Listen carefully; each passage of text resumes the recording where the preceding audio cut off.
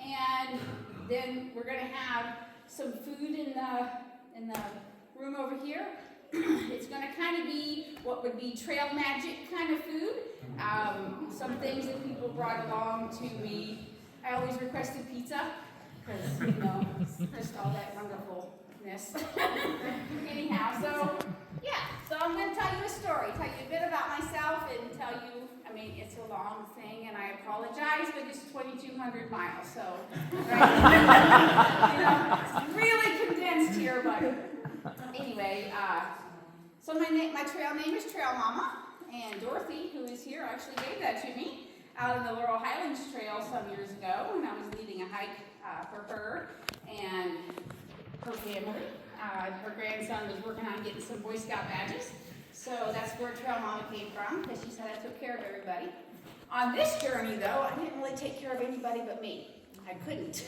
I could only take care of myself. I could only think about what my needs were, just because of what I was doing. And that was a hard thing for me to do, you know. But anyhow, that's not where we're going. I'll tell you a little bit of history about myself first. So I'm going to try not to read solely off this, but I am going to use it, okay? So I apologize if I am reading a little bit more than I should be. So my history, I grew up in a very difficult situation.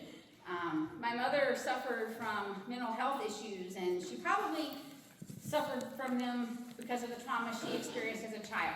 And then it just keeps going. You know, it's like that trauma can just keep going. And then my sister and I were taken from her when I was 7 for neglect. So she had an opportunity to try to get us back, and she just couldn't. She couldn't do what she needed to do to get us back. So we were in foster care for a couple of years, and then we were adopted by a family, and the family provided for our basic needs, and they provided for our basic needs. So whenever we were adopted, I was 9 years old, and I didn't understand at that time that I would no longer get to see my mother. And up to that point, we had visitation with her.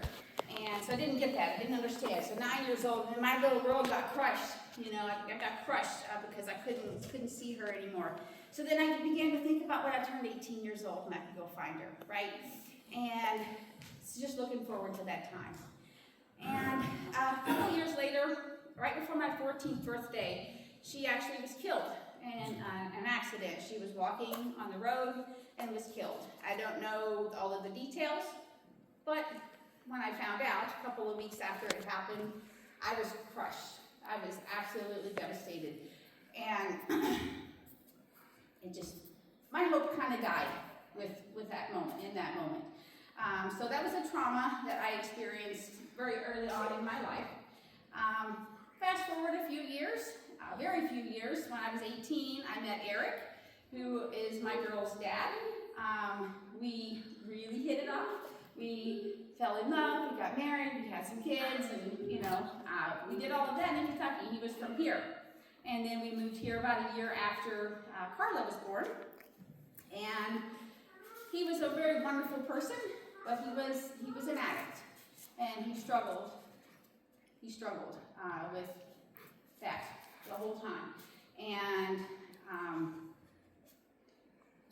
love alone don't take care of that. I thought it would. I can remember having a time of feeling like that it would just solve it all. Love solved it all. And love is the answer. I do think that. But at that moment, he just wasn't ready. He wasn't ready to change. And then, unfortunately, in 2010, he was in a vehicle accident, and he died. And so that was about a week before Christmas. And then we just, I had to pick up the pieces, you know? I had to pick up the pieces. Now, I got 2 little girls. I did forget to tell you, when I was 9 years old, I'm sorry, this was part of the story. That's why I should be looking at this a little bit more. When I was 9 years old and adopted, and I found out I couldn't see my mother anymore, and I decided in that moment that I never wanted my children to feel the way that I felt then. I wanted them to, and it wasn't a matter of if I had kids, it was a matter of when. I never wanted them to feel like that. So I vowed at that moment that they wouldn't feel like that, ever. So anyway, fast forward now. I apologize, I messed that up a little bit. When he died, then I realized I have a 10-year-old and a 6-year-old. I'm it, right? I'm all they got now, and I have to do the best that I can. And at that moment, I was almost obese. I wasn't obese, but I almost was. Very unhealthy. I was in a very unhealthy situation. We have one flight of stairs in our house. I'd walk up them, and I'd be out of breath by the time I got to the top. And just unhealthy. Just a very unhealthy thing. And one day, I just had this revelation, like, I am not going to live a long life if I don't change. And I have to change because I made a vow that my daughters are important and that they won't feel like I did, right? And that's on me, and I have to change that. I have to change myself. So I did. I started changing. I started walking whenever the girls had soccer practice. I would walk around the soccer field, and it began there and just kind of escalated. Eventually I got to the gym, did at-home videos, and now I'm at CrossFit, and 20 years. You know, that was 2010, 2011, we're 2024. So, and I worked a lot on my food, but that was a journey as well. So anyway, I'm just sharing all of that with you because I think sometimes people look at me and they think I've always been where I am, right? I've always been this fit, healthy person, and that's not the case.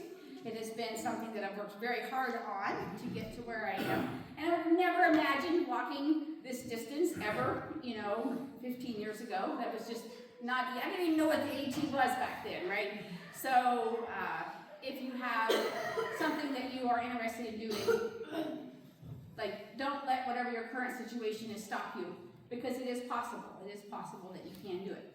So, okay, all of that is the backstory, a really condensed version of it. Now, a little bit more on to where we are. 2016 was when I started hiking. I found a trail called, there's a place called Wolf Rocks that I had been to. You can get there super easy. And then I discovered that trail had a 5-mile loop, and I decided to try that one day. And I didn't know if I could do it, so I set out and I thought, I'm going to turn around if I can't do this. So I did it. I got to the end and I was like, wow, that was great. I should have took some food. I'm a little bit hungry here, but anyhow, there's also a 12-mile loop there. And so there was a Saturday a few weeks later that I had the whole day free. I had a kid-free day, and that was not very common at that time, so I thought I'm going to try that 12-mile loop. Again, knowing that I could turn around if I couldn't do it. So I tried it, and I did it. And that was it. That was the beginning. It was just the beginning. So then I started to learn about all of the other trails that were around in the area, and I learned about the Laurel Highlands hiking trail. My friend Michelle, we were doing karate at the time, wanted to do a through hike up that trail, and it's 70 miles, and she invited me to do it with her. And so then we started doing research and buying cheap Amazon gear and just planning, and we got out there and we did it. It was 5 days and 4 nights. It was hard, it was challenging, there were bugs, but it was just, woo, I found my thing that on that trip. And a couple of weeks later, I went to try it again. I wanted to do it by myself, and I completed it in 3 days. And I didn't understand at that time that it was that people couldn't just go hike 20-something miles.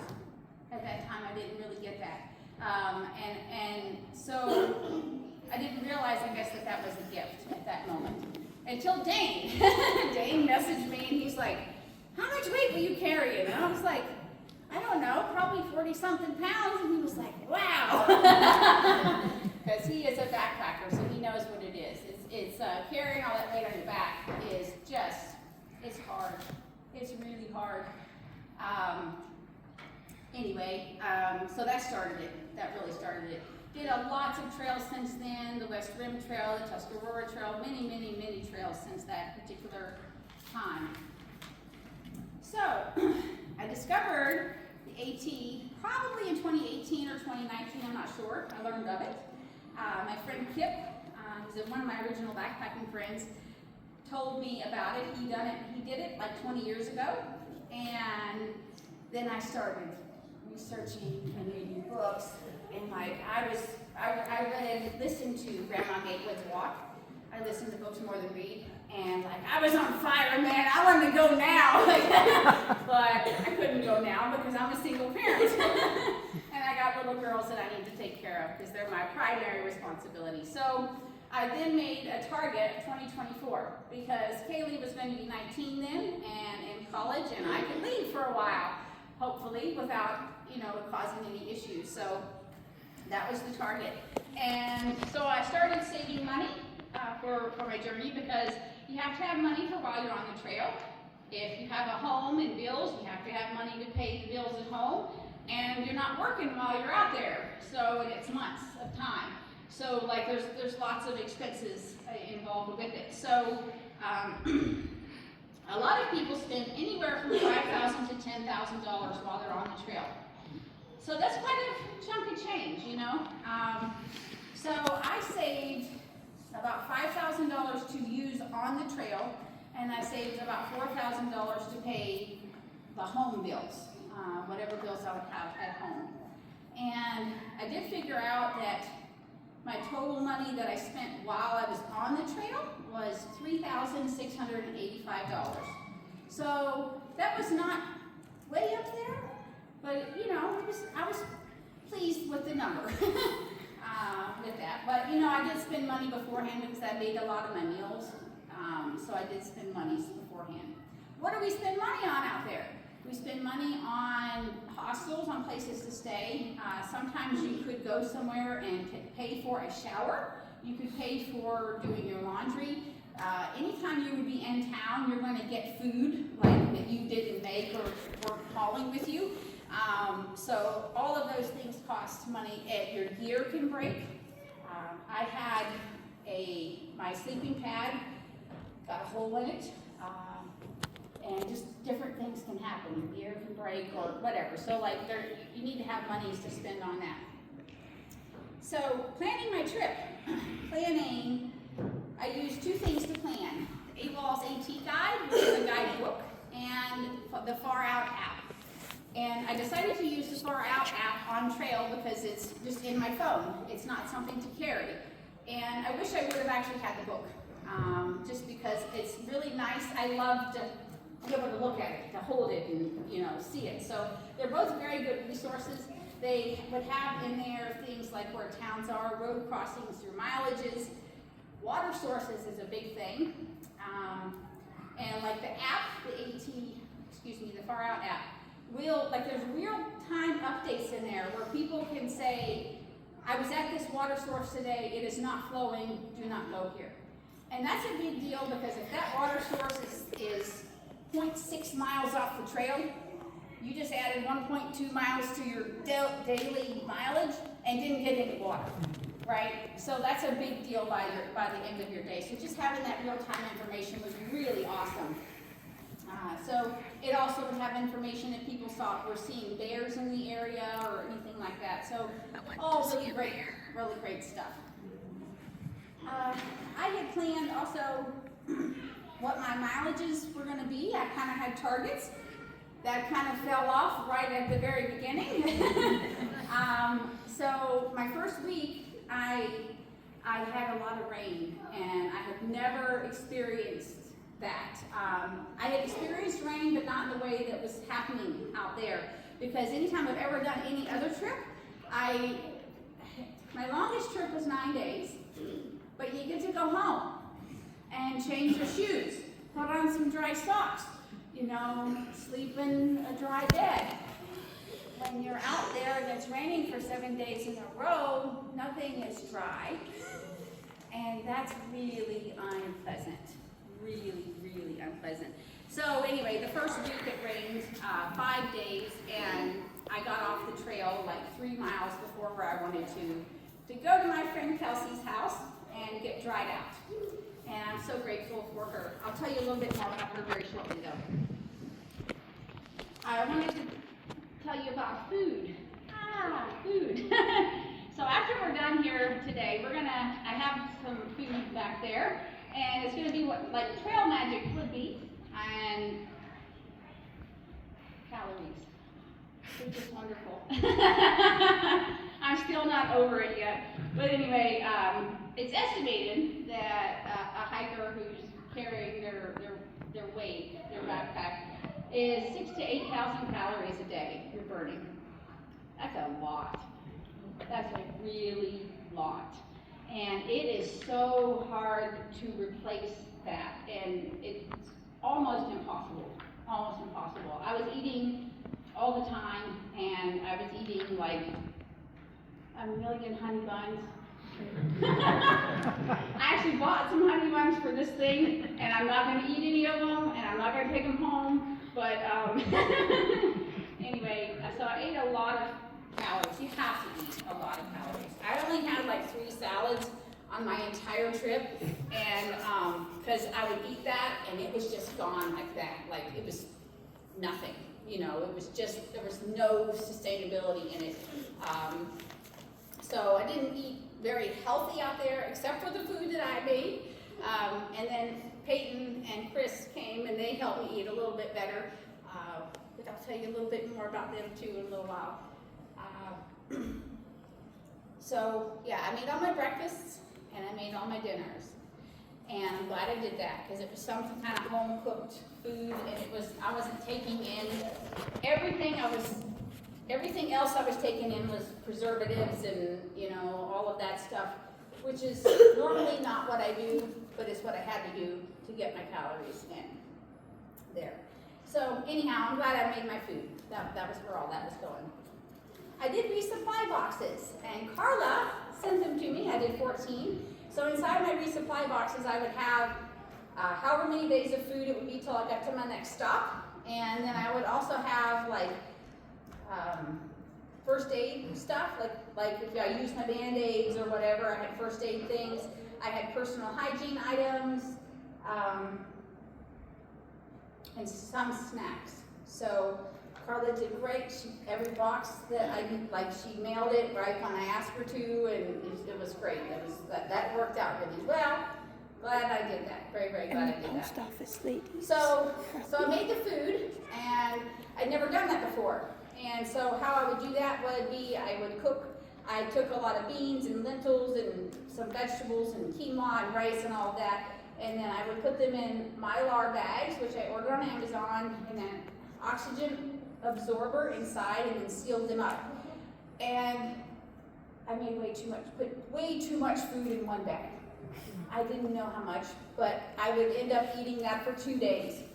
And that was okay whenever the weather was cooler, but when it started getting hot, well, that wasn't so good. And there's not garbage everywhere, right? So you carry your trash, so if I can't eat this food, now I'm carrying this food that I'm not eating, it's now no longer good to eat, right? Not a good thing. So after a couple of weeks, I decided I was going to separate them. So I separated my meals into 2. So I could make this one on this day and this one on that day, and then I wouldn't be carrying things, too much food. So essentially on my first week, when I had 7 days of food, I actually had 14 days of food, which I didn't know, right? I didn't understand, because I had just way too much, and oh my gosh, it was so heavy, so heavy. Let me see. So, on average, this is what I would eat in a day, on average. I'd get up about 4:30 in the morning, and immediately I would eat something like a honey bun or something like that. Immediately, it's like, open my eyes, okay, gotta eat something or I can't move. Which isn't true, but that's what I told myself. And then I would break camp. At the very beginning, it took me about 15 minutes to break camp. By the end, I could be done with that in about 20 minutes. I'd be out, tent torn down, ready to hit the trail. So I would do that, be on trail around 5. And then I would start snapping every about hour to an hour and a half. And I had oatmeal, I brought oatmeal, and I would eat about half of it. So if it was something to eat that I had to eat with a spoon, I would actually take a break. I would sit down and take a break later. At the very beginning, I was actually doing that while I was walking, and then as the terrain got harder, I just didn't do that. I actually just sat down and would eat my oatmeal, or when I was eating anything that required a utensil, I would sit down to eat then. So about every hour to hour and a half is what I did. I did not want my blood sugar to go like super low, so it didn't feel good when that happened. You just had to keep the energy up. So yeah, all day long. Got tired of eating. I did. I got tired of eating. And yeah. But anyway, setting up camp became a well-practiced routine. I would set up my tent, unpack my bag, inflate my sleeping pad when I had an inflatable sleeping pad, lay out my sleeping bag, hang my food, collect water if it was around there. Sometimes there wasn't water where I was camping, so I would have to make other arrangements. I would change clothes if the weather was going to be cooler or whatever. Sometimes I didn't change clothes. I just left in my clothes and and cleaning up. So to clean up my personal hygiene, what I did out there, I used baby wipes, but I had dried them before I went out there. I set them out on my radiators when it was, the heating season was on, and I allowed myself 3 every day. I would just pour water on them then, get them wet, and just clean up a little bit. I did take antiperspirant along, and I also used unscented baby powder. And I would put that sometimes on my body anywhere that moisture might collect, but I also used it to put on my clothes, so like anywhere like in here, and that would help absorb some of the smells. And I even put it on my pack on the straps because they became very smelly, right? I mean, when you don't shower for days and days and you're wearing the same clothes, it's just, you smell. You just do. It's just, but you get used to it. And hopefully the people that are around you don't make too many comments about it, but so anyhow, but that's what I did for my personal hygiene. Let me see. So at the end of the day, after my camp was set up, what I would do then would be I would get my food ready for the next day. Like I would figure out what snacks I wanted to eat, what I wanted to have for my dinner the following day. I would text my daughters if I had service. I would journal, because if I didn't write down what happened that day, then I would forget by the next day, or it just all would blend together. Like time just slows down out there. It's just crazy. A couple of times I didn't do it that day, and then I had to do 2 the next day. I'm like, was that today or yesterday?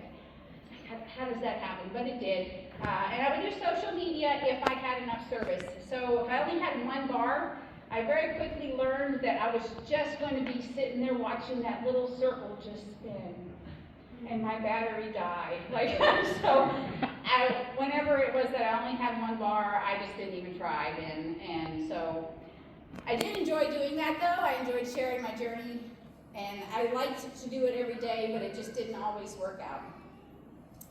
So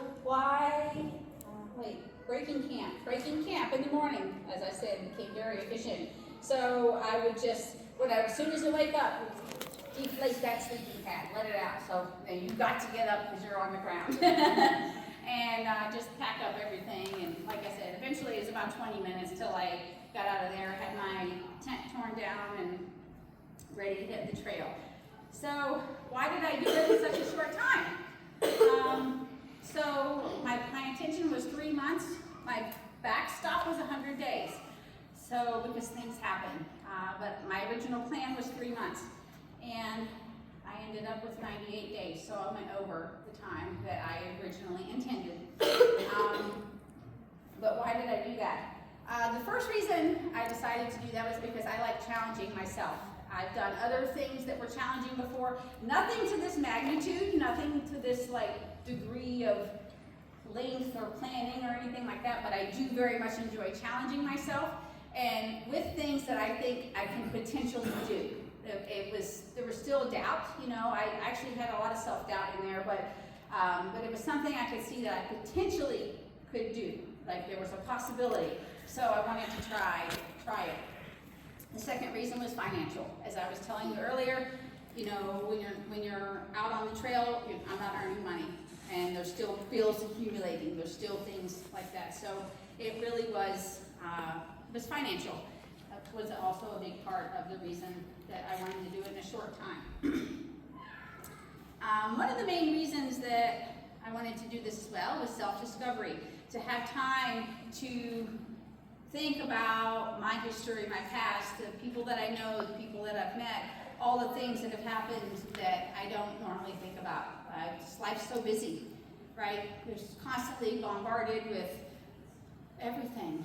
You know, there's constantly have, you know, our phones are dinging, and, you know, work and responsibilities, and it's just so much is happening all the time that we don't often have time to just think about things. And that's a hard thing to do, you know, like it's a hard thing to do, but I'm glad that I had the opportunity to do that and to think about a lot of things. And I did a lot of meditating and a lot of forgiving of myself for tolerating things I shouldn't have, and a lot of forgiving of other people who treated me poorly and for whatever reasons. But one of the things I tried to do was think about why would the person do this? Why would they behave that way? To put myself in their situation a bit, and just to have a better understanding. And so that was really good. It was a very, very good thing to experience. One time I was on the trail, and it was pretty early on, and I was enduring a lot of rain. Rain is so hard out there. Oh, it's so hard. It's just like, you know, the feet get wet, and I don't know, do any of you love wet feet? Days and days of wet feet. It's just, oh. Anyway, but it was a really nice day. It was the afternoon or early evening, and then the rains came, and I just was like in this place of, I just really didn't want the rain. And I was like, this is already so hard. Why do you have to make it harder? And so, and I just related that to some of my marriage with Eric, and you know, like, life is hard. Things are hard. We have to deal with hard things, and I felt like, you know, he chose to make it harder by making the poor choices that he was making, and how that affected me and you know, our lives and everything. And I was just sobbing walking down the trail. Literally, I mean, I couldn't breathe well because I was just having this moment, and the rain's coming, and you know, and I was really grateful that nobody was coming the other way because they probably would have been like, "What's going on? Are you okay?" But you know, nobody did. It was fine. But it was like this moment of like letting go of some things, and it was great. It was, you know, it was really great. It was hard. It was hard for a bit, but that was really good. I'll tell you what's in my pack. My pack right now is not fully loaded. I was out on a trip this weekend. Weekend trips, I know exactly what I need, and I don't take anything else. So it's really low weight. Actually with Jeanette. Jeanette is going to be leaving to do a 500-mile trek through Spain on Wednesday. Wow. She's so ready. She's an amazing lady. So anyhow, I was hiking with her. But I'll tell you what I started with in my pack. My starting weight was 33.7 pounds. So the recommended weight for a person is 30% or less of your body weight. That's your recommended weight, okay? The lighter it is, the better, because that's the more fun that you're going to have. And anyhow, 33 wasn't bad. I didn't think that was a terrible thing, but this is what I had in there.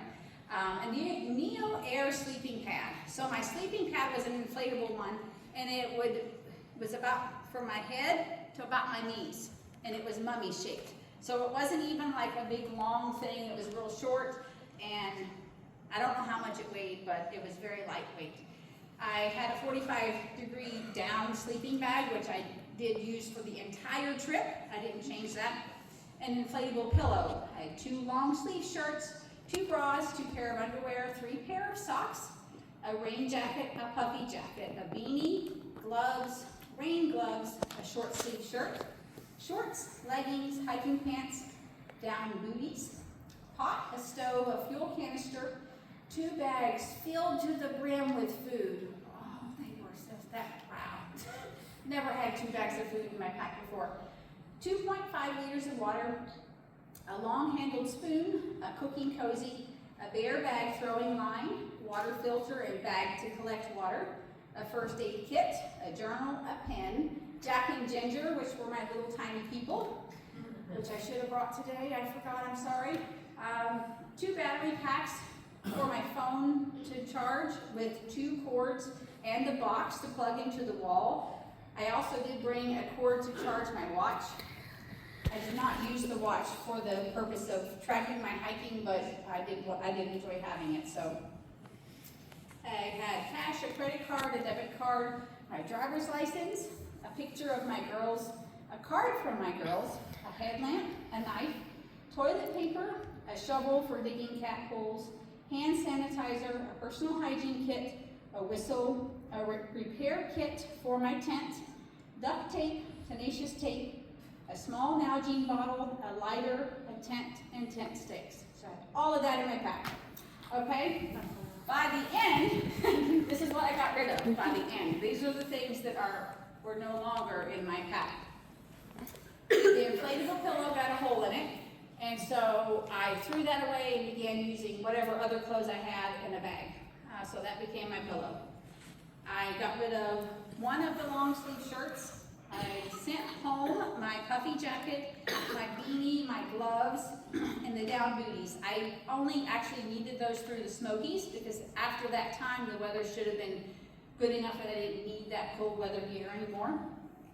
I actually lost my rain gloves. I lost them. I was very disappointed. I didn't secure them somewhere. I had them in my pocket, and so I littered too.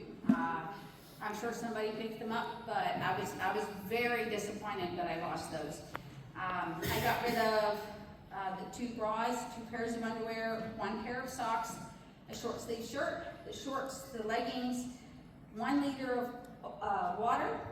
I sent home my pot, stove, fuel canister because I began cold soaking because I didn't want to carry that weight, partly, and the cooking cozy and the lighter. Did not have a fire every night. Lots of people have asked me that. Do you have a fire every night? I never made a fire. Never.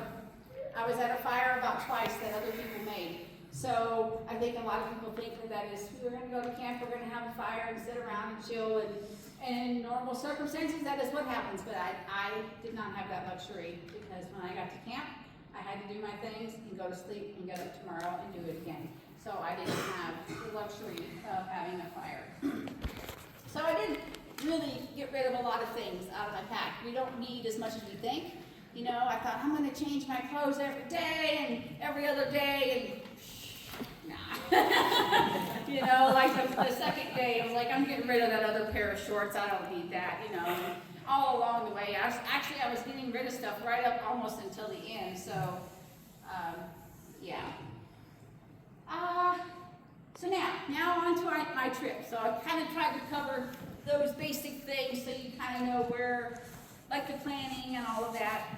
Again, very condensed, but anyhow. So Kaylee, my daughter, is a runner. She does big races. So she did Badwater Salt and Sea this year in April, and so I planned my trip a little bit around that. So I was going to crew for her. So I don't remember what day we left for that, but we got home on the 29th of April. Well, that's what I thought we were going to get home, on the 29th of April. And we actually got home on the 30th at about 3 a.m. And we left on the 30th at 6 a.m. for Georgia. So Carla and Kaylee, my daughters, we drove down. So they're fantastic. They were fantastic. Carla, as soon as I said that I was going to do this trip, she's like, I'm going to drive you down, like immediately. And I was like, oh, that's great. And but I really didn't want her to drive home by herself. That's a long way. And so Kaylee was able to go along, which she was excited about doing as well. But so that's kind of how all that works. So right out the gate, you know, we went and did this trek down there where she ran. I crewed. We didn't sleep very much. We're on the plane. We get home, and then we leave. Not rested at all. Well, why should we be rested? We're going to be doing this hard thing. There's no reason to be rested before we go. So,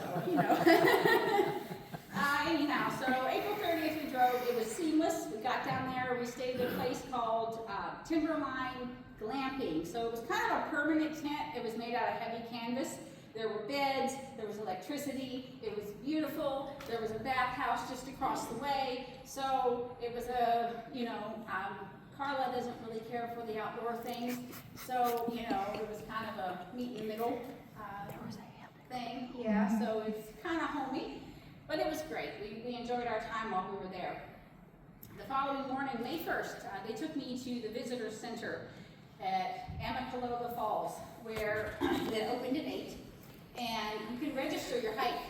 Not everybody does. It's not a requirement. You don't have to, but I chose to do that. And so I got a number. Everybody who does registers gets a number. So my number was 2613. So I was the 2,613th person this year that started a northbound through hike. Okay? So people start as early as January. And then I don't know when the last people will start, but anyhow, my number was 2613. So there's an archway that you walk through, and you do the approach trail to Springer Mountain, which it takes 8.8 miles to get to there from Amicaloga Falls. And going through that archway, my girls are back here, and I'm going there, and wow, that was hard. It was hard to I'd never been away from them that long, and it was hard. It was I didn't want to cry because I didn't want to waste the energy. That totally sounds ridiculous, but it was a thing I was thinking about. I only have a certain amount of food, right? So I can only replace so much, but that was harder than I expected it to be. But it was great. I'm so glad they were there, and just, he gave me a great send-off. And they actually road tripped home, and they took about a week and saw some different things along the way, which I thought was super awesome. So anyhow, on the way up the approach trail, there was a lot of people out there. It was a beautiful day. There was one of the, you can tell if people want to talk. So there was an old guy, and he had a backpack on, and I'm coming up and kind of going around and chat with him a little bit, and he says, his last words to me were, "See you at the top." And so he was talking, obviously, about Springer Mountain, but I started thinking about Mount Katahdin right then. See you at the top. That became one of my mantras. And so I wrote letters to people while I was out there, cards. I sent cards to people, and I put that on the envelope with some of them. See you at the top. Because I just wanted to keep thinking about that, having this positivity. See you at the top. I thought that was pretty cool. I guess it's a common thing that people say, but right at the beginning, on the approach trail. So I got up to the top of Springer Mountain, and there was a couple up there that were day hikers that lived in the area, and so they were just telling us a little bit about what to expect, and there was several people there, and I ate my oatmeal up there, and they took my trash. So that was actually the official first trail magic that I had. There are not trash cans out there, so whatever trash that you accumulate, you got to carry till you find a trash can somewhere. And that can become heavy too, right? Anyway, so that was super cool that they did that. I also met a guy named Mowgli, and he had a tattoo on his leg of the CDT or PCT, I don't remember which, but he was working on his third distance trail in the U.S. So the U.S. has 3 distance trails: the Appalachian Trail, the Pacific Crest Trail, and the Continental Divide Trail, and he had done the other 2. So this was his last one that he was working on, and then he would become a triple crowner if he finished it. So that was just kind of cool to meet somebody right at the very beginning who was working on that. That is something I hope to do if I can make it all work out, but I'm certainly not there yet. Anyhow, so I got to chat with him a little bit, so that was cool. I continued on to a shelter called the Hawk Mountain Shelter, where I slept in my tent. There was a shelter there, but I decided to tent because I just wanted my time to process the day, you know, like this is happening, you know, my dream is it's happening, it's real, it's here, and but I did enjoy talking to the other people who were there. We, you know, ate together at the picnic table and stuff. So one guy had a guitar, and you know, they were playing music actually after I already went in my tent, and I wonder how long he carried that guitar. I mean, he had it strapped on the back of his pack, and I was also thinking about, like, they're normally wooden, aren't they? Like, what would you do if it rained with that? I don't know, but anyway, I did not see any guitars towards Mount Cotton. So, I don't know. All right. On my third day, I passed through Neal Gap, and Neal Gap is the first trail town that you come to on the trail. So the AT actually runs through what would be considered trail towns, quite a lot of them all along the way. And the trail actually runs right through a building there, through a breezeway at the Mountain Crossing store. So that's pretty cool. Like, it's like that's part of the trail. So I stopped in there and got some Pop-Tarts and a soda, and I think that day was the first day it rained. Yeah. So I've never seen her eat a Pop-Tart. Yeah, I had to figure out how to adapt to the rain. That was so hard. I'm going to tell you that a lot. This was really hard, guys. So anyhow, on day 7, I was met up with my friend Kelsey. I met Kelsey a few years back. She was intended to do a thru hike in 2020, and my friend Kip was doing a thru hike in 2020, and I actually drove him down, and we hiked together through Georgia, and so that's how I met Kelsey. And then 2020 kind of messed things up because of COVID, and they shut things down, and so that actually ended. They ended up she ended up stopping her hike that year. She went back the following year. She went back in 2021 and did complete her thru hike. And so she's a wealth of information for me. So that was really awesome to get to chat with somebody who had done it, and just advice and all of that. So she lived near Franklin, which is in North Carolina.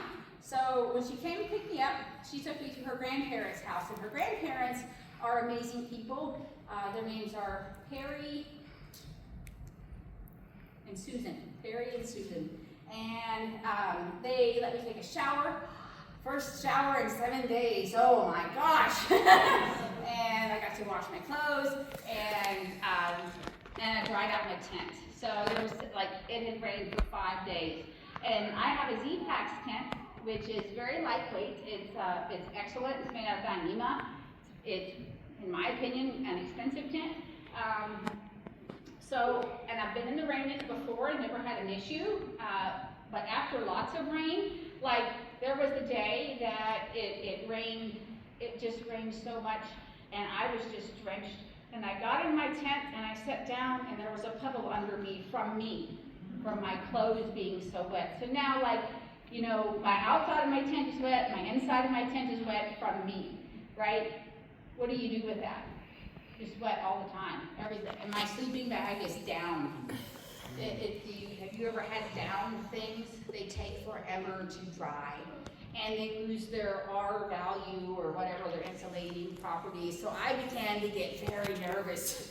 You know, I'm going to get cold out here and not even having to dry things to sleep in. So anyhow, the following day was when I was meeting up with Kelsey, and so I decided to get off the trail and sleep in a bed and get my stuff a chance to dry out, because I didn't know how to handle that. And that night it had rained, and the condensation, the one bad thing about these tents is condensation. So I'm bringing in all this moisture, and then it evaporates. And then as the rain is hitting up here, the condensation is now sprinkling down on me. And I'm like, I don't know what to do. I don't know how to handle this. Somebody did tell me that how you handle it is you just wipe it off with a cloth, and then wring out the cloth outside. You just try to get the water out. That's how you deal with it. But that's not comfortable, right? I mean, trying to sleep, trying to get your rest is no fun. That's no fun. So, yeah, got all dried out at Kelsey's house. So that was great. She let me stay at her house that night. and she gave me a hug. I'm going to get into that a little bit, a hug from people. So going on this trail, I'm going to get way off where I was at here. I'm not going to tell you about that yet, but she gave me a hug. That's important, right? Okay. The rain continued into week 2, so I actually had in my the first 2 days were beautiful. The next 7 days were rain, so that was hard.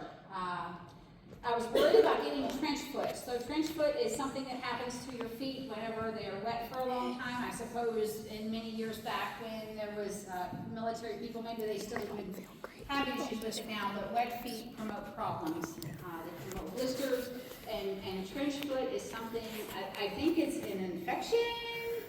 It's where the bottom of your foot starts to split off. Like all of your skin comes off the bottom of your foot because Okay. it's so infected. Yeah. And So waterlogged. Waterlogged. Feet become like, so I was really worried. I was really worried about that because you get up in the morning and you're putting on wet shoes, so it doesn't matter if your socks are wet because they're going to get wet because your shoes are wet. And the trail is wet and there's tall grasses, and like even if it's not raining and the tall grasses are over the trail, your feet are going to get wet from that if they were wet, if it was raining. So like just always lots of wet, and so I was super worried about that. I decided that I was going to hike part of the day, like half a day, in my camp shoes. And my camp shoes were sandals that had really good tread on the bottom. They are appropriate for hiking in or backpacking in. Peyton actually has a pair of them on right now. So they have excellent tread on them, and so I just give my feet a chance to dry some, right? So that evening, I stayed at a shelter. I stayed in a shelter. I didn't do that very much because there was supposed to be a very bad storm coming, and it was called the Westerbold Shelter. And I'm really glad I did stay in there because a really bad storm did come. It was just the most wild thing. The lightning was just flashing, and it had rained that day, so we all had our things kind of laying out trying to get them to dry. We were asleep, and then I woke up to this flurry of people just going everywhere. The stuff was blowing away. Our stuff was blowing away. The wind came, it was that intense, and one of the girls actually did lose some of her clothes. She could not find them. She was getting off the trail the next day, so it wasn't a huge deal, but like, it just wow.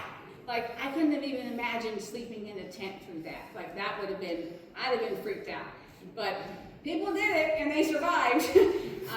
Anyhow, so the next morning, I knew that the storm was supposed to continue until around 9. So I waited to leave till about 9 o'clock, and I did so in my camp shoes. Yeah, trail was still wet, my shoes were wet, my feet were wet, they're still all wrinkly and gross, and you know, so this went okay yesterday. I'm going to try it part of the day today. Coming down from there, I come into a road. Every time you come to a road, you're coming down to it, and then you got to climb back up because that's just how it is. So we're always happy to come to a road, especially if there's food in a town there. But then you know you got to climb up out of that afterwards. Anyhow, ate some food there at the Knock was at that road crossing. The Nantahala Outdoor Center, it's a very popular place. Lots of people go kayaking and water activities there and stuff. So I started up the hill, and I got almost up to the top of the hill out of the NOC, and I kicked the crap out of a rock in my camp shoes, and I heard a pop, so I broke my 4th toe on my left foot, and ouch. You know, I went over and sat down on the rock, and I put on my other shoe, my regular shoes and my socks, and took some ibuprofen, and I kept on going because that's what I had to do. But like, that hurt. That was a mistake, and it really hurt. But you know, I just had to keep going, and I hiked on. That's what I'm writing in my thing. I hiked on. So was it a good idea to wear those camp shoes? I don't know. Anyhow, day 10, I entered the Smokies, the Smoky Mountains. It's a very popular place. People go, day hikers and sectioners and all kind of things. You have to have a permit to camp there. And so I had actually did my permit before I left the house because I had an approximate time I was going to be there. And you don't have to do it before you leave home because most people don't know exactly when they're going to get there. There are places along the trail, like the local libraries or something, that would have access to a computer and a printer that you could print that out. Anyhow, the Smokies, it can be cold. It can be cold in the Smokies. So that's why I had my puffy jacket and all of those gears. And I did use them. It got into the upper 20s one night. And my sleeping bag is rated at 45 degrees. And that's not comfort. It's not comfort level. But I actually wasn't cold while I was sleeping. I had on all my clothes, but I wasn't shivering. So I was grateful for that. I was really grateful it did not rain while I was in the Smokies because wet and cold is not a good combination. So I actually did not have to endure that, and I was super grateful, super grateful for that. So I did have swelling feet in the Smokies. It was very rocky there, very rocky. And these shoes that I have on right now, they're called Zeros. This is what I started the trail in. I did about 1,000 miles in them. This is not that pair. This is a new pair of those. But they're more minimalist type shoes. Not a good idea. Not a good idea. I shouldn't have done that. I should not have used minimal shoes for backpacking purposes. So moving forward, I will not do that.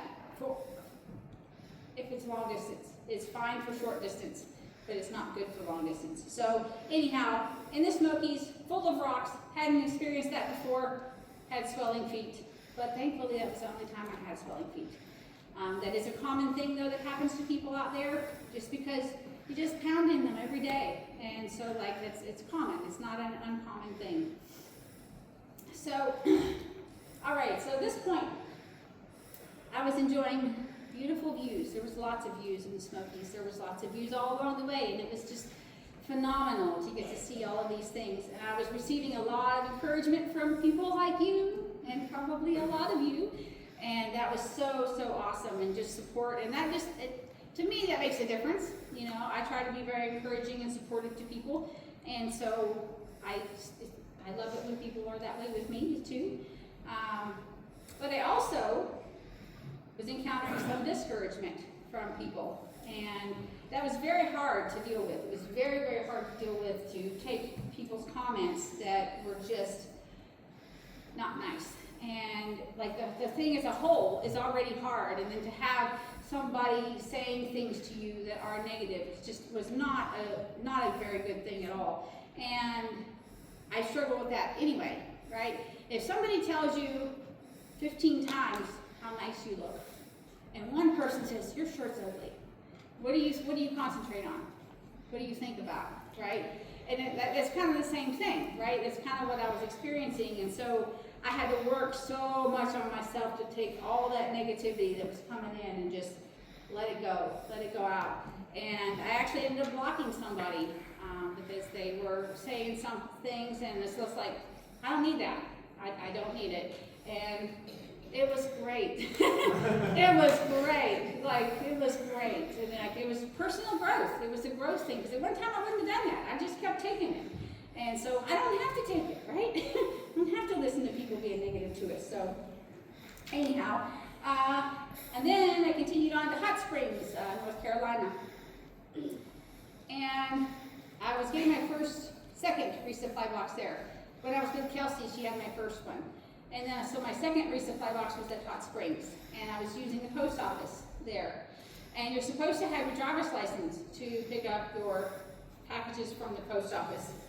And it opened at 9 o'clock the next morning, so I get there, I'm sitting there, and I'm looking, finding where my license is. I know right where it is in my pack. It's not there. And so, oh no, what did I do with it? So then I looked through my whole pack, and it's not there. What did I do with it? Where is it at? I know I brought it. So I'm just really nervous. I'm a whole ball of wax going in there, and I'm like, just small talking a little bit. He didn't ask me for my license, and he asked me for my name, and he gave me my box. But I still don't have my license. I still don't have ID, and you know, some of my other packages are at post offices. So contacted Carla, and so she's sending me boxes and things. So I have old driver's licenses in my car. She has my car. So can you send me my driver's license, one of my old ones, to my next stop? This was on a Wednesday. So I was going to be there next Wednesday, 7 days. Should be plenty of time for a regular mail letter to get there. Well, got there 7 days later at Damascus, went to the local outfitters where she had sent this. It's not there. And my box is at the post office where I need my ID to pick up my package. And my ID is not there still. So called Carla. She's like, I did mail it. It should be there. I don't know why it's not there. And I left my phone number and address with the guy at the outfitters. I went over to the post office and I explained that I was there to pick up a package. She's like, do you have your ID? And I'm like, no! It was supposed to be delivered over there and it's not, you know. I'm like, I wasn't in tears, but I almost was. And I was very upset. And she was like, can you tell me anything that's on the box? So I told her my address that we sent it from, and she gave it to me. So at least there was something identifying, right? Still now, though, I don't have my driver's license, right? So what do I do now? And so I have another old driver's license in my car. And she's like, do you want me to send it to you? I said, no, just take a picture of it and text it to me, and hopefully that'll work. And so that's what we did then. All right. A couple of days, I'm just going to tell you the whole rest of the driver's license story. Probably about a week or two later, I don't remember exactly, Perry and Susan, who were Kelsey's grandparents, the very first place I got off the trail and took a shower at their house and did laundry, she found my driver's license in her dryer. Like a month or so later. So then, Kelsey's like, we found your license. And I'm like, oh my gosh. And she's like, what do you want me to do with it? So I said, send it to my house. So she sent it home. And then some friends met me in Harper's Ferry. Sherry, who lives in Indiana, Pennsylvania, came to my house and picked up my driver's license and brought it to me in Harper's Ferry. So eventually I did get it back, but it was this whole crazy thing of, wow. Anyway, that's the whole driver's license story. Man, I'm sorry, this is taking a lot longer than I thought it was going to. Day 17, I'll tell you about day 17. It's one of my favorite days of the trails. It's way early in this, but the days that I loved had a lot to do with the weather.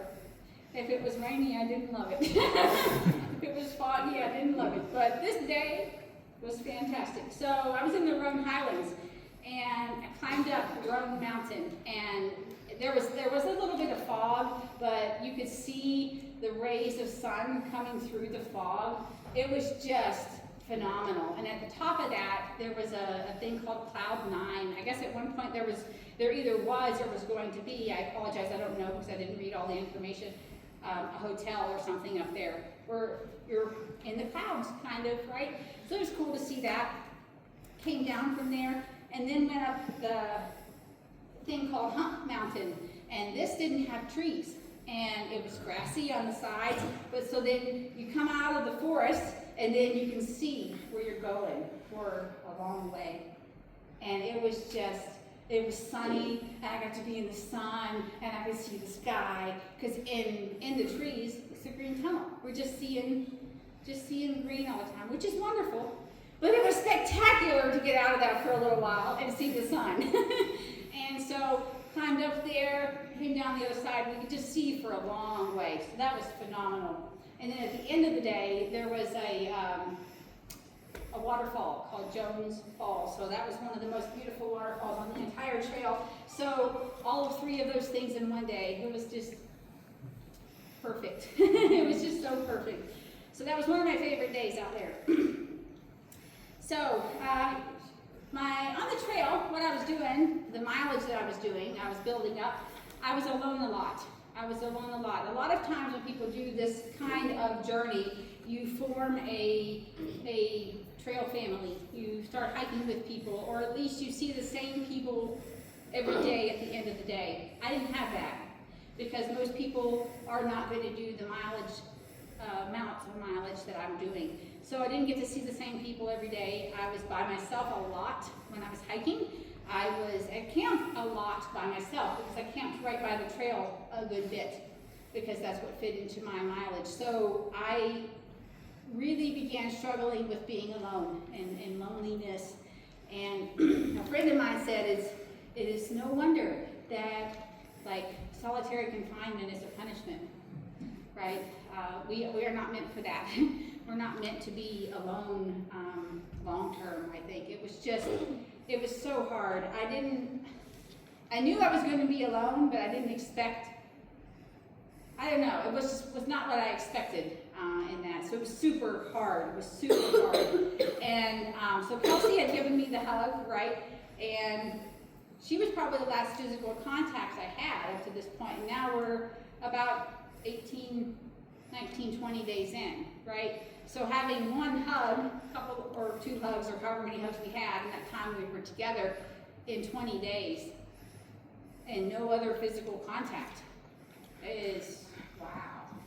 Like in a normal situation, like I hug my girls, or we forehead kiss, or we fist bump at the gym, or we're high-fiving, or anything, patting somebody on the back, and didn't have that for a long time, and like wow. I didn't even understand the value of that until I didn't have it, and it just made me all the more miss everybody. So don't take that for granted, okay? Don't take it for granted that you're sitting right beside somebody that you love right now, right? That's one of my biggest things I learned from this. So I came across a road called Dennis Cove Road, mile 420, and there was a lady there, and her real name is Marlene. Her trail name is Emoji. And as I was coming out of the woods, she was at a parking lot, and she says, "Trail magic!" Like, I mean, she was very vibrant. And she had a little black car, and the back of her little black car in the trunk was just jam-packed full of moon pies and, just all the stuff. Like, she had Propel, and she had, I don't even know what else she had in there, but it was just full of stuff. And we chatted, and she asked me what I was doing, and she does this like 5 days a week. She goes out there, she's retired, she just goes and comes out there and helps people that are doing this. Just amazing. And she gave me a hug. We hugged. And that hug was absolutely one of the most sincere hugs I've ever had in my entire life, ever. And I was just crying. and it was just this magic. It was magical. It was just really, because I was so struggling being alone. And then she was there. She was there. And doing her part in what she felt called to do, to help everybody, all these people that are on whatever journey they're on. We're all out there for different reasons, but it was just, that was one of my very favorite trail magics from a stranger that I had out there. So, anyhow, the next thing I have on here is about getting into Damascus, but I already told you about that because that was with my driver's license that wasn't there. So that was on day 22. Day 27, I finally got to my first 30-mile day. I was chasing that for a bit and couldn't get it because of the terrains and the rains and the wet feet and whatever, but I finally got it. I was super excited for that. I was staying at the Weary Feet Hostel that evening, and that's when I caught the bubble. I was in the bubble then. The bubble is the majority of the people who start hiking the AT, and the mid-March through mid-April is when a lot of people start, and there's just a lot of people. And the further north you get, the less, because people drop out. But at that point, it was necessary to have reservations if you were going to stay somewhere, because there were so many people out there. So I did have a reservation there. I'm glad I did that. But I got to talk to a lot of people there, a lot of other hikers. There was a lady named Caroline Sunshine. I thought it was super cool. It was just great to hear people's stories and be in those environments, because I didn't have too much of that while I was on trail, actually. Then a few days later, my friend Kip came. He drove to Daleville and to do trail magic for me. And he picked me up at the end of the day on May 31st. And he brought quarters for the laundry, you know, like who thinks about that? But he knew to do that. We went and got Mexican food, we went to the store, we went to Goodwill. I needed to buy new shorts, and these were the new shorts that I bought, because my shorts were getting too big that I had on. And I had to get some new socks, because my socks were getting worn out. And so it was just really great. It was super great that he came, he drove. You know, he lives near Pittsburgh. He drove down to Daleville to help me for a couple days. And it was just so awesome to see somebody from home. And so he was there for a couple of days. So actually right before Kip came, I noticed that my feet were hurting like all the time. Now, it was time for some new shoes. So I bought several pairs of shoes. And so I got a hold of Carla. I'm like, Carla, can you put some shoes in the next box? And so she did, but it was still going to be a week till I got that box, okay? So like, I was just trying to figure out what I was going to do, how I was going to handle this. So I decided to put my camp shoes over top of my trail runners. So I had some more cushioning, and that helped. But I'm sure it looked quite silly. Like when I would meet people, they would look at me a little weird, but it's okay. So a few days later, or the next week, I did get my shoes from Carla. But I want to tell you first, because this happened before that, about my hardest day that I was on trail, the most difficult day that I had out there. So adversities happen in our lives all the time, right? And we have to just figure out how to deal with them. So my hardest day was June 5th. So I got up that morning and my stomach was not feeling well. I had diarrhea, and that's a crappy thing to have, period, right? And then having that out on the trail where there's no bathroom, there's nowhere to wash your hands, you know, it's just unpleasant, very unpleasant. So that's how my morning started.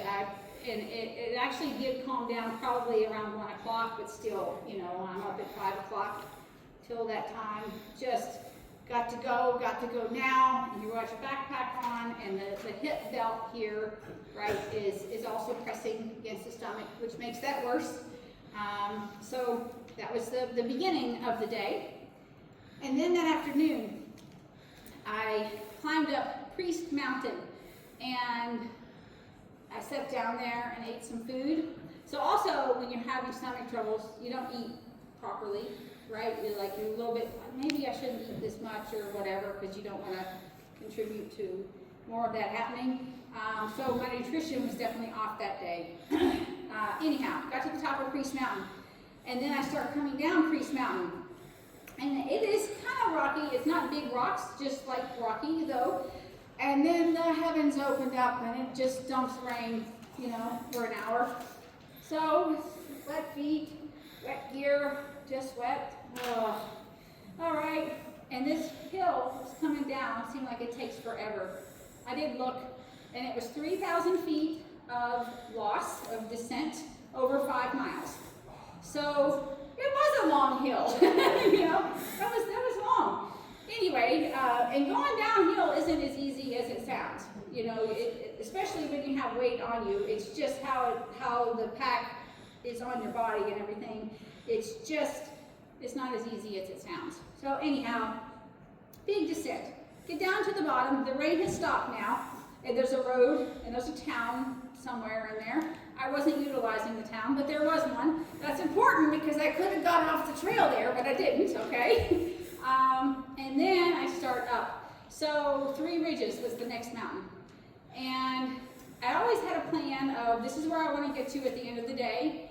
I also knew that there was a possibility I couldn't get to there if the terrain was super hard. So I had a backstop. So this particular day I wanted to get to a place called Bee Mountain. So by this time it's probably late afternoon, early evening. So I was going to climb up 3 ridges. There was a place I could camp there, so that was my backstop.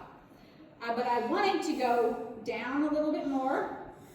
I would go a little bit further. 2.5 miles further was my goal, which would be down a little bit and then back up onto what's called Bee Mountain. That's where I wanted to get to. So as I'm climbing up this mountain, I met a guy, and he's like, "You're going to encounter a lot of rocks." I kind of figured I was going to encounter rocks and climbing a mountain, right? So everything's all wet, and the rocks are slippery when they're wet, right? So I get up there, I start climbing, and there are boulders. There are places where I have to use my hands to help me get up. It wasn't all like that, but there were places like that. It was very slippery, and I had decided that if I got to the top of 3 ridges by 7:30, I would continue on to where I wanted to get to. But if it was after that, I was going to stop there. So when I made that plan, I thought it was possible that I could get to there by 7:30, right? And I'm just climbing and climbing. Now, I had broken my toe, which was better now, but the pad under that toe would really hurt sometimes. And I started experiencing that, and it had to do with the amount of rocks that I was on. So it was lots of rocks, so that really started hurting. Oh, it was just so bad. And if the trail is really rocky, that means everywhere is rocky. So you can't camp beside the trail where it's super rocky because there's nowhere to put your tent down. So I couldn't stop. Like, I had to wait till I got to the top of this 3 ridges. And I'm just going and going and going, and then it's starting to get dark, and I finally get to the top about 9:30. I thought I was going to get there at 7:30. Okay, so I'm 2 hours later than I thought. It is dark now, it is foggy, my foot's super hurting. I had tummy trouble this morning, it rained, and everything's wet, and that was a rough day. That was a rough day, and I gotta set up my tent. It's windy. Set up my tent, do minimal things that evening. I probably did not journal that evening. I think I did talk to one of my girls, but and then go to sleep and get up at 4:30 in the morning after I just had this really crappy day.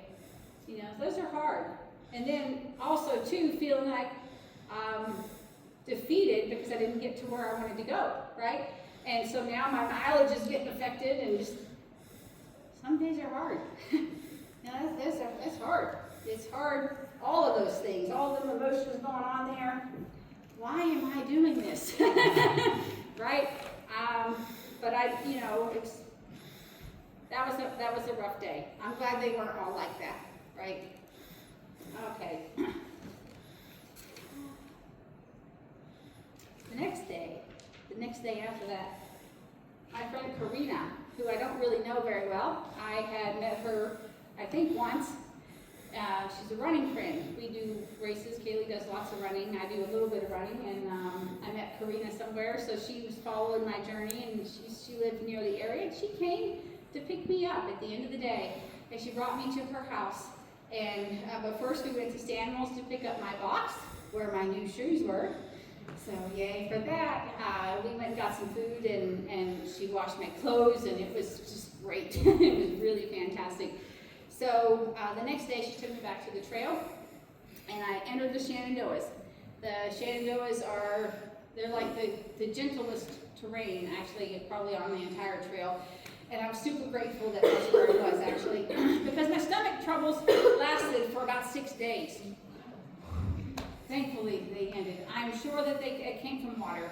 I'm sure that's probably what was going on there. But anyhow, so these new shoes that I had on, which actually are this exact pair right here, the first day that I got back on the trail, wow, my feet still really hurt. And I'm like, this is weird. My feet shouldn't be hurting. These are new shoes, And then the next day, they felt great. And then the next day they hurt again. And so then it was like time to evaluate what's going on here. The first day was rocky. The second day was dirt. The third day was rocks. So my feet are hurting when it's rocky. And I'm going north, and I'm heading towards PA, and I'm heading towards New Hampshire, and it's going to get rockier. I can't keep wearing these shoes because they're hurting my feet. My feet are hurting. So I made the decision then to get new shoes when I got to my next stop, which was Harper's Ferry. Harper's Ferry was one of my very favorite stops because so many people came. Hillary and Nancy came out, and they live in Berlin. And Sherry, who I told you about earlier, and also a friend, Deanna, who lives in Manassas, Virginia, came to see me there. And we explored the town a bit. We got some food. It was just great. It was really, really great to spend some time with people doing some chill things, not like just going. So it was great. Went to a local outfitters there and got a pair of shoes called Ultras, and so they have a thicker sole, and I just felt like I was walking on clouds when I put them on, and it was like, this is great, right? It was so great, and so that's what I used for the remainder of my trip. But Sherry was like, I just want to give a major shout out to Sherry. She did so many great things. She got a room for us, and she picked up my driver's license. She actually picked up a box from Jen. Jen was hoping to come hike with me a couple of days, but unfortunately she wasn't able to because her mom was really sick at the time, and so she had to stay home and take care of mom. Made the very right decision, but she decorated a box. She wrote all these really fun, great things. All of our memories. The porcupine came and ate her poles one day, and she wrote that on the box and like, stay away from the porcupines. And it was just, a little piece of home, and that was wonderful to have. So thank you, Sherry. She's not here, but thank you, Sherry, if you see this, for doing what all you did to help me in my journey. So a couple of days later, after that, these amazing family back here, Chelsea and Ed and their 4 little boys, came to Pinmar Park, and they kind of rescued me a little bit. So at that particular moment, I had 10 days of food, and because of how the situation worked, there were other things that could have potentially happened, but that's just, anyway, had a lot of food. And so they came for the weekend and hung out with me, and I got the slack pack, so I didn't have to carry 10 days worth of food. And so that was so awesome. But they came and stayed in Caledonia. I got to stay with them. Chelsea hiked with me for 5-ish miles one day. It was great to just hike with somebody and chat and talk about home and all of these things. And they actually, the following day, allowed me to slack pack again. They went up north a little bit to a different park where they met me later, and Pine Grove Furnace. And so that was super cool. It was just so cool that it just made a huge difference. I can't even tell you. It was just so amazing. And then that same day, I crossed the halfway point of the AT. So it was just cool. It was so cool.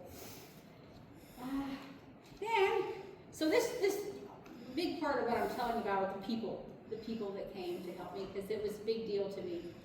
So a couple of days after that, a friend of mine, Michelle, who used to live in Jennerstown, now lives in Erie, reached out to her friend that lives in Carlisle, and her name is Marissa. Marissa didn't know me at all, never met her before, but Michelle asked her if she would come do trail magic for me, and she did. She brought me hard-boiled eggs, first she asked me, do you want some farm fresh eggs? And I'm like, are they cooked?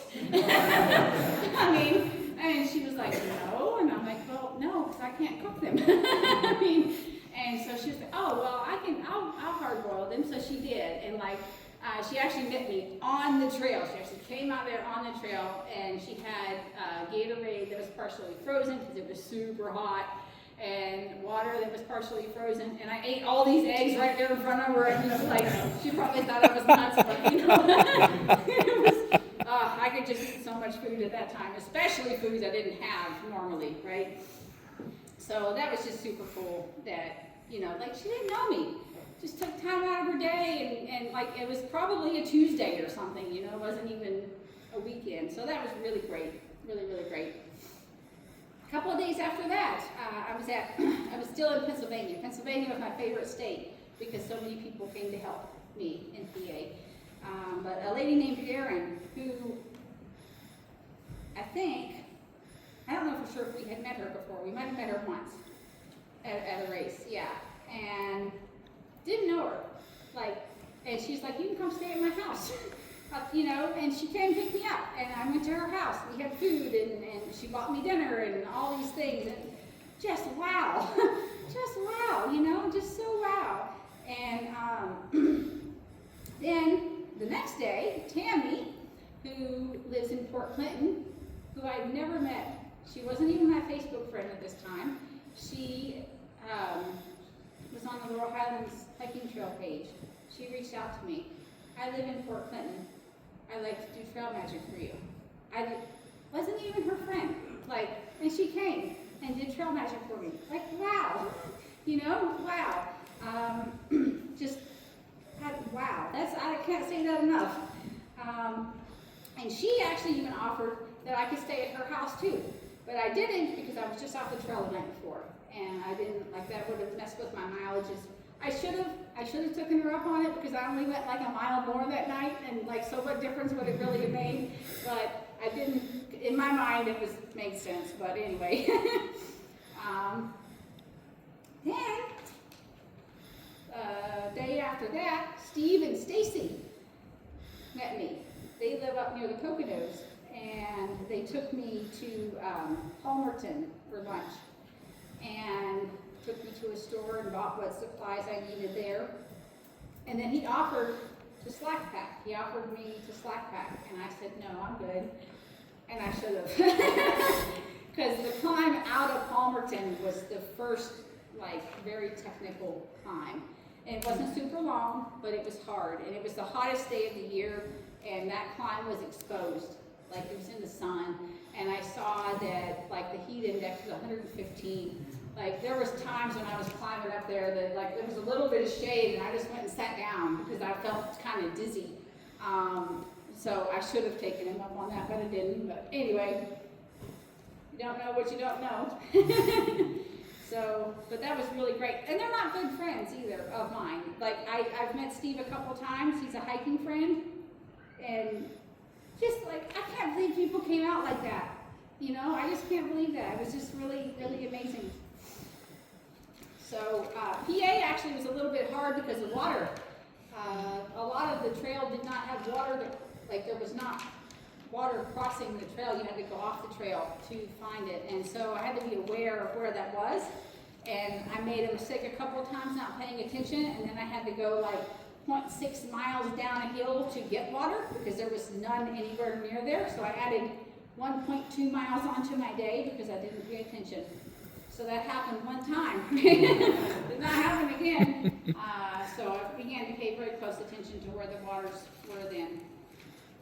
So the only time I ever had a problem with my boxes was at the Mohican Outdoor Center. So I did get mailed there, Carla did mail it. We did the USPS where it's the tracking. I could check it was delivered. I saw a picture of it on the porch. It wasn't there when I got there. So I was very, very disappointed. I was very discouraged. I was like, what am I going to do? You know, my food's in there. So the lady who ran the store, who ran the Mohican Outdoor Center, actually went to the store for me and brought my supplies the next following morning, which was great. But I still didn't have my stuff. I didn't have the things that I wanted. So I let that affect me negatively for a little bit, but I eventually worked through it and it was fine, but not great. Then, one evening I had this, like, it stormed. Not real bad, but I had set up my tent. It started raining right after that, and then the wind started, and then I could hear things breaking, like branches breaking, and so I was like, oh no, I'm in a tent, and I'm in trees, and it's windy, and so what do? So there was actually a couple of big rocks, maybe about this tall, and I just went in between two of them. I got out and crouched down between two rocks, figuring if a tree fell and it hit that, maybe I won't die. Nothing happened. The winds went away after a couple minutes, but I did get a little bit freaked out there in that particular moment. Just very vulnerable, right? That evening, Chris sent me a message. He said, do you need anything? And I said, a shower. It was so hot. He's like, well, I can't bring you that. Do you need anything? And so he actually was coming the next day. He was coming to do trail magic for me the next day. And so I said I needed a new sleeping pad. 2 days before, I was at a shelter, and my sleeping pad got a hole in it, so that meant I was sleeping on the ground. And I was going to be sleeping on the ground until I could get a new one, which would be several days away. But anyway, he brought me one, so I only had to do that 2 nights. So I was grateful for that too, because it's not any kind of fun sleeping on the ground. Does anybody like that? You do? All right. How old are you? Okay. She's 11. All right. So he did come then the next day. He met me at a road crossing near Belleville Ice Cream. I went and got some ice cream over there. And it was just amazing to see a face from home and to have some ice cream. Yeah, just love that kind of thing at the time. So he was with me for a couple of days.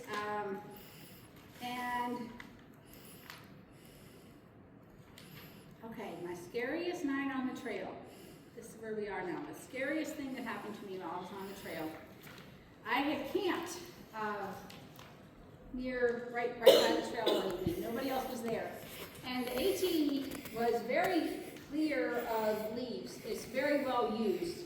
So if somebody's walking on the trail, you're probably not going to necessarily hear them unless they have poles and they're making noise with their poles, or if they're like really slamming their feet, but you're not going to hear rustling leaves because there are none on the trail, at least not when I was there. There will be, but there's not at the time. So I had set up my tent. I was in my tent, laying there, trying to go to sleep. I couldn't go to sleep right away, which happens sometimes, not real often, but sometimes. And I hear something in the leaves. I hear like some footsteps.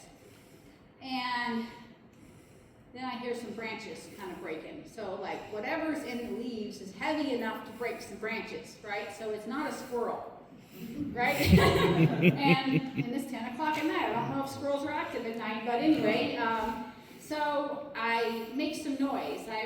My trekking poles are holding up my tent, so I bang my trekking pole with my battery pack, and the noise stops, and then it starts coming closer. Bang it again, it stops, starts coming closer. Bang it again, it stops, starts coming closer. Oh, what is this? What do I do? So I found my whistle, blew my whistle, and it just kept coming. I'm like, and so I blew my whistle again, and it still kept making noise. And so I said, I can't stay here.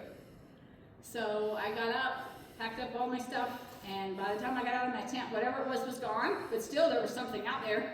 So I tore my tent down and I hiked 2 more miles to get away from whatever that was. But that night, because of that, I passed through an open field area.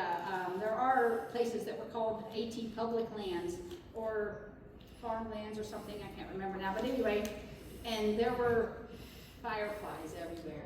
So you could see the stars. It was a bit of magic in that moment. So that was wonderful. It was a wonderful thing that came out of something that wasn't really wonderful, but that moment was one of the moments that I was like, I wish I wasn't alone out there, because at least I would have had somebody to talk to in that moment. What should we do? Right? But anyway, nothing bad happened, so it was all right. Whatever it was did run away eventually. The next morning, Chris messaged me again, and he said that some of his friends, he has friends in New York and all up in that area, and he said some friends left some goodies for you in a red bag at the Tom Leonard shelter. And so that was going to be about 6-ish miles into my day. So I said, okay, great. And I'm just going along. That night, the night before, I'm kind of tired because I didn't sleep real well. I mean, something was out there. And just going along, and I get to the Tom Leonard shelter. This is the 4th of July. And I come around, and there was somebody sitting at the picnic table, and he was talking to somebody, and I look in there, and the red goodie bag was Peyton and Chris. Peyton was inside a red sleeping bag. And so they came out to be with me for a few days, and I I imagine my jaw hit the ground. Like I couldn't even believe it. It was like, just wow. Just wow. So we hiked out of there to where their car was, and then I got to slack pack a few days. They hiked with me on and off for those few days. We got food, we got showers, we got to sleep in beds. It was wonderful. But that was one of the best moments of the entire trip. Because I was just having a really down time, because I was, I didn't want to be alone. And then I wasn't for a little while, so yeah. So they were there with me for about 4 days, and then 2 days after that, these great people back here, Brian and Carrie, came to meet me. So I think it was 2019, I met Brian on the trail, on the Laurel Highlands hiking trail. And he did not look like what he looks like right now. He had a lot more hair on his face at that time. But he reached out to me and said that he wanted to come and do some trail magic for me. And so, didn't really know them, didn't really know them at all. And then they went on vacation and kind of somewhat planned their vacation around my location. And then they did other things besides help me, but they came and met me at the end of one day near a waterfall and brought pizza and Milky Way candy bar. That's my favorite candy bar, just so you know. And a brownie and chocolate milk. And so that was just fantastic. Like, it was really fantastic. It had rained that day. I was like, it was just great. And so the next day they met me again. I went on, hiked up and camped. And they met me again the next day at a road crossing. And that day I decided to do a Nero. I just wasn't feeling like the very best. And it's like, well, this is a great opportunity. I can go to a hotel. I can stay at that hotel for 2 nights because they're here. They're going to be here for a couple of days. And so that's what I did.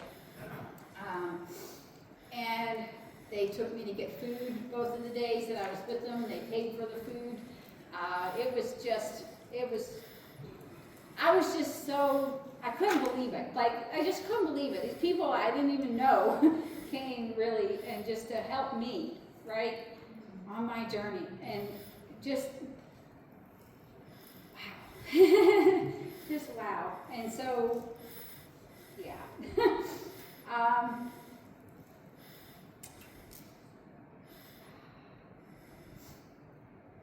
Right at that time, when they left, the morning they left, I entered, I was in New Hampshire. New Hampshire was the hardest part of the trail. It was so hard. I heard stories. I was dreading it the whole time, to be honest, because of what people had said about it. And you're in a town, you do a little bit of a roadblock. There's a football field. And when you get into the woods, you start climbing.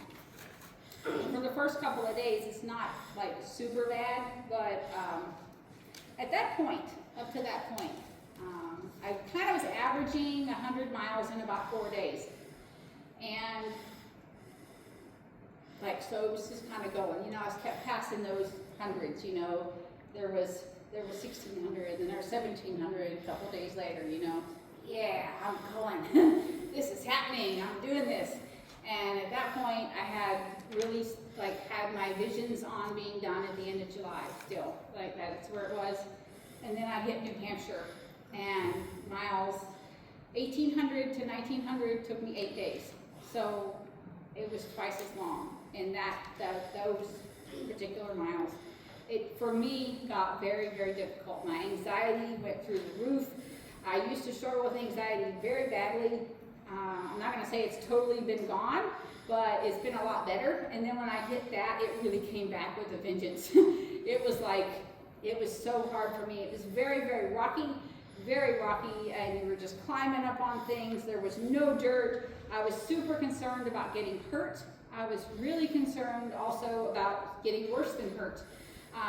Because I was, again, the alone thing. If I would fall and, bang there's rocks everywhere, I could hit my head, and you know, something really bad could happen, or I could fall off the side of the mountain and nobody would even know it for a few days, you know, like, and I'm still the only parent, although my girls are grown now, I'm still, you know, I don't want something bad to happen to me.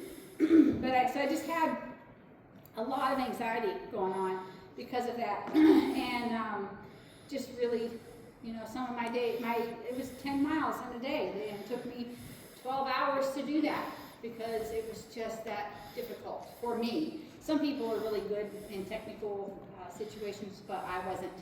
But I got through it. I got through it. So the White Mountains were really hard. They were beautiful, though. The views were beautiful. It was an amazing experience, but it was very, very difficult for me. Franconia Ridge was spectacular. Again, you climb out, you're on this ridge top, and you can just see for miles and miles and miles. So it was amazing to see that. And then the next mountain range is called the Wildcats. And I was like, so going through these whites, and I'm thinking, if this whole rest of this trail is like this, I'm going to have a problem. Like, I'm not going to be able to finish this in my time frame, period. You know, and like, so then I entered the Wildcats, and they weren't as bad. They were still hard. They were still harder than anything before, but they weren't as bad as the whites. And so it's like, okay, now I'm good. You know, I can potentially still finish this. But when I hit the whites, I did decide that my target was going to become 100 days because of the, I knew that the end of July was out. I knew that I could not keep that pace anymore. So, yeah. A couple of days after that, Kaylee started Badwater, which is a big race that she does. She did it for the first time last year. And I had a real struggle as a mom not being there with her as I was with her last year. And I really struggled with that. She handled it well. She had to take on all the responsibility for it. She had some difficulties with flights because of the world shut down for a few minutes or something. She had some crew changes, but she dealt with all of it, and she did great. She PR'd by 4 hours. So, you know, she doesn't need mama anymore, but that's all right. But anyhow, yeah. Then Chris was talking to me again. He said that him and Peyton were going to come back and finish the trail with me on July 25th. And I did tell him then that my end date would not be July 31st. It would be, I would be targeting to be done by August 8th, which would have been day 100. He said, that's okay, we're going to come and help you.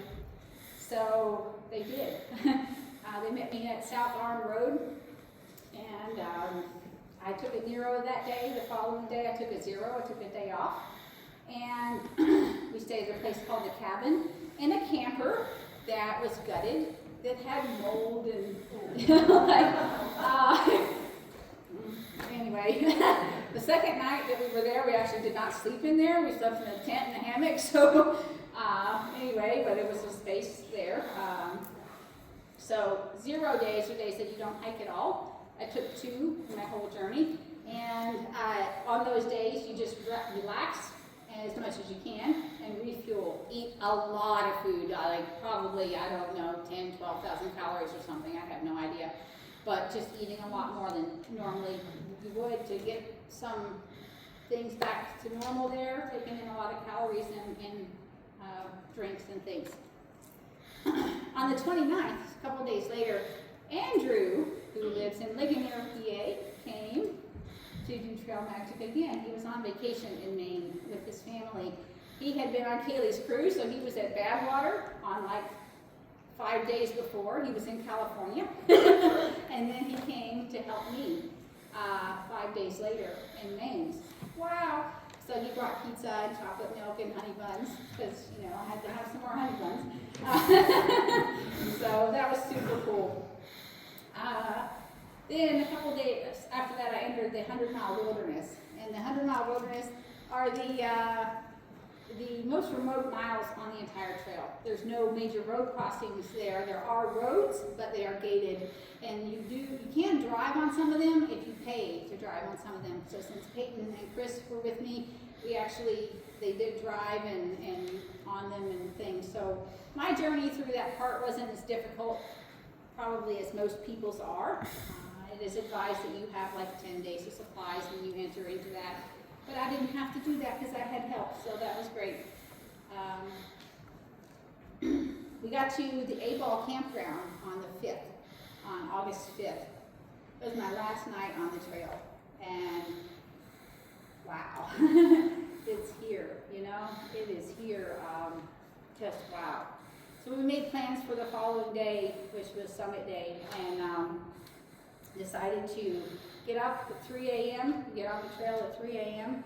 So at that point, we are about 15 miles from the summit, but that doesn't mean you're done, because once you get to the summit, you have to hike back down 5.3 miles, so it was at least a 20-mile day. So we started at 3 and I got to Baxter State Park at about 7:30 in the morning, and I got a permit, a little tag that it's generally required that you have those. I don't know if it's just for thru hikers or what, but anyway, so my beginning number was 2613. I was the 2,613th person that did register to start a thru hike of the Appalachian Trail northbound. And I was the 225th person to summit as a northbound thru hiker. So that was super cool.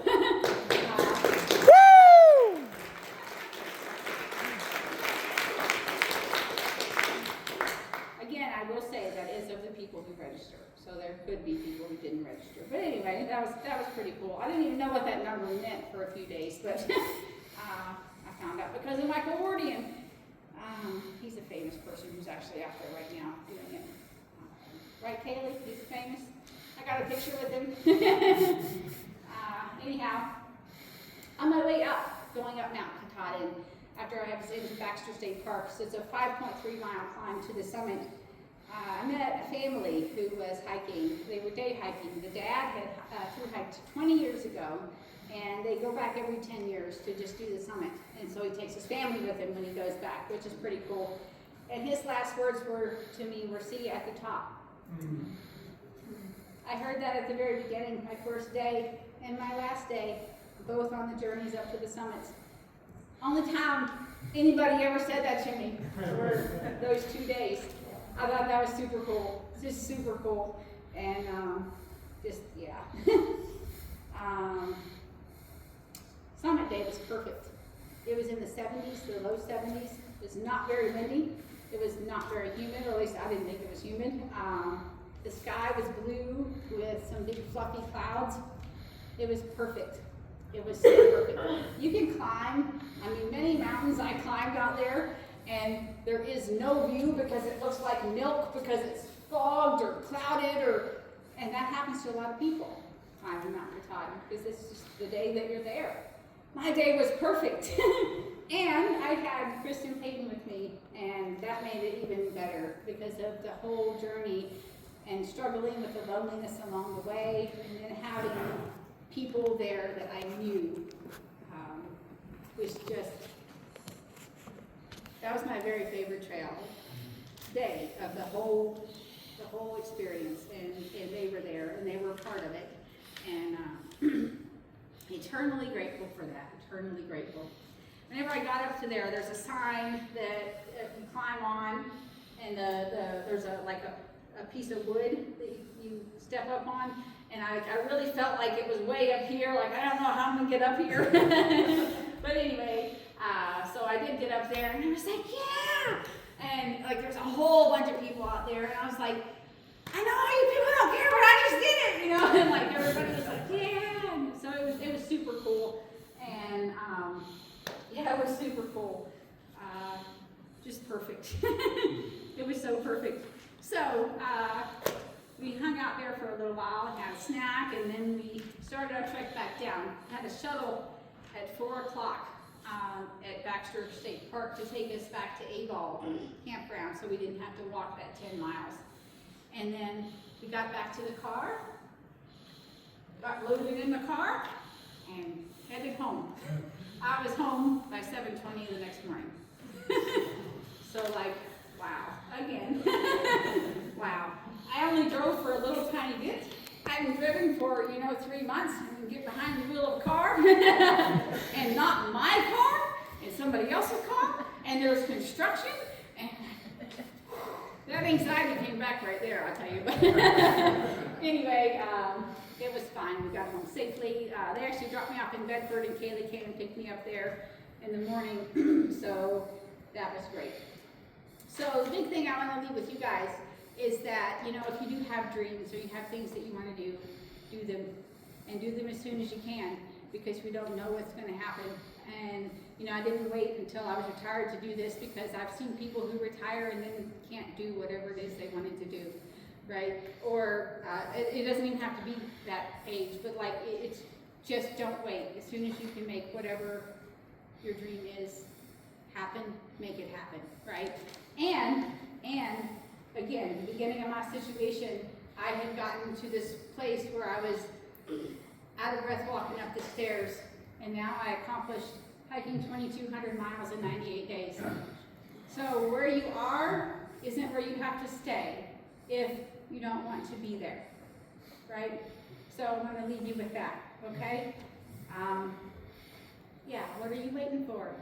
Okay, what are you waiting for?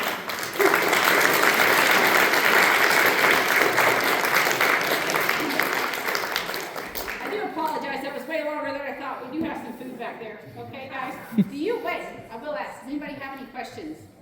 Talk about the bears. Yeah, I did see 3 bears. Wow.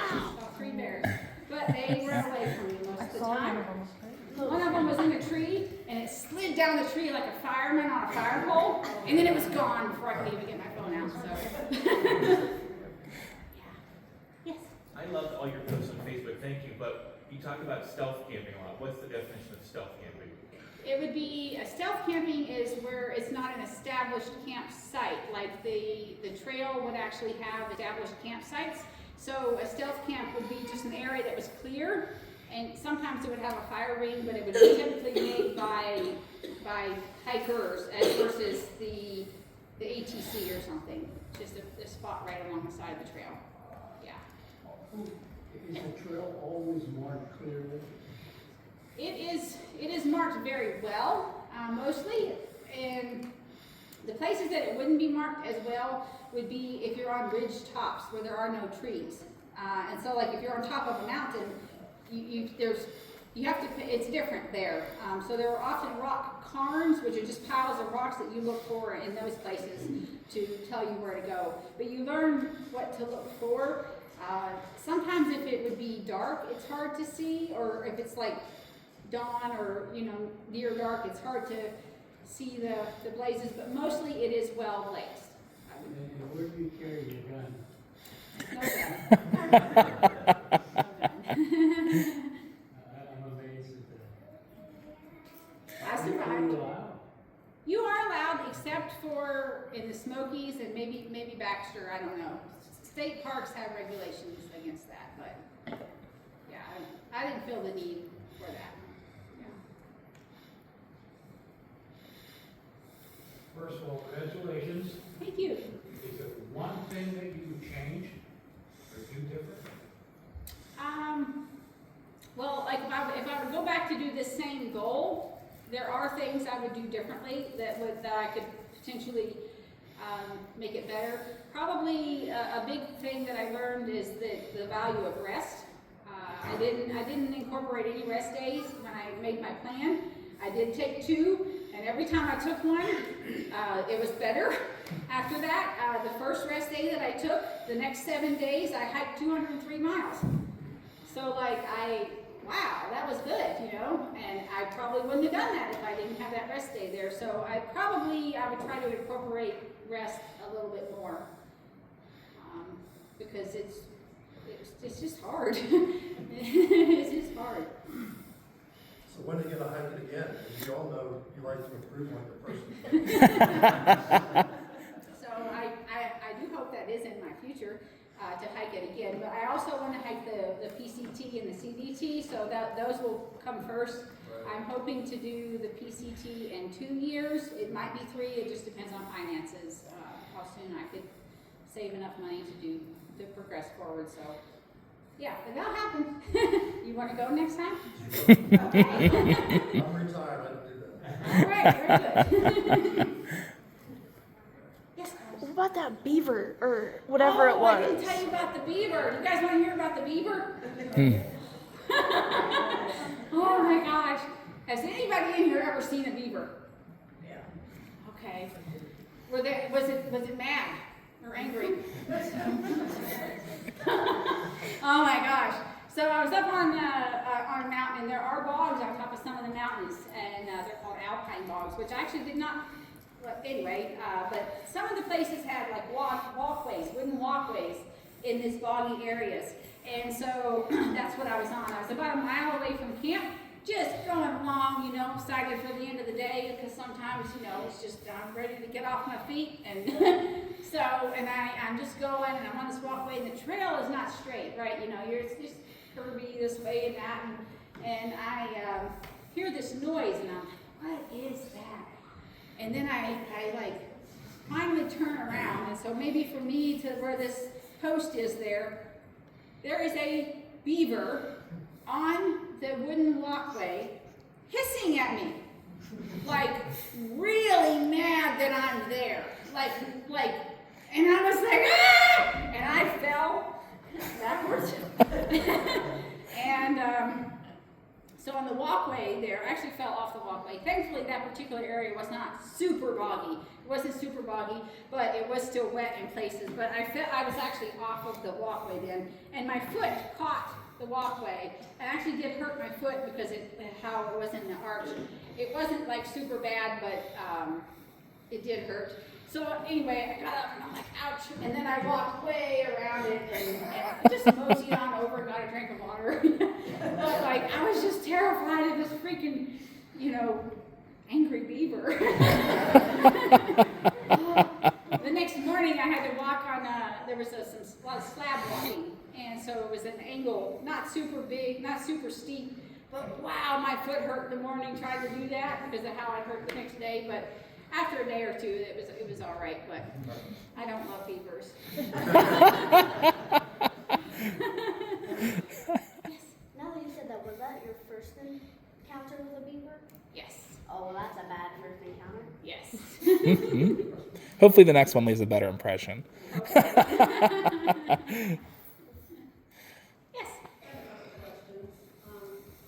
How did you know, like, where to set up camp or how many miles you were gonna do to get to a place where you could set up camp? So on the app, and well, when I was planning, I used the guide, the AWOL guide that I use for most of my planning, and it has in there where you can set up camps, even camps that aren't like it could be more the stealth camps or whatever, near streams or whatever.